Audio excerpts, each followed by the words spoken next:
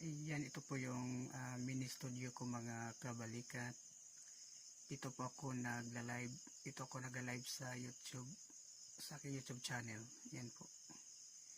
Ayan po, may ring light po ako. Tapos, may stand, yung tripod. Tapos, ito yung bagong B8 ko na dumating. Ayan po, na siya, naka-set up na. Yan yung sound card, yung handle, saka yung microphone. Ito naman yung maliit kong speaker. Yan po. Ayan. Maliit na at mini studio ko mga kabalikat.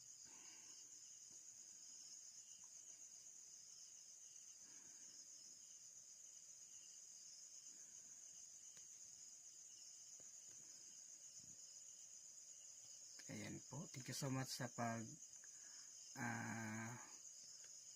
salamat po sa panonood sa aking video. Hanggang sa muli po mga kabalikat.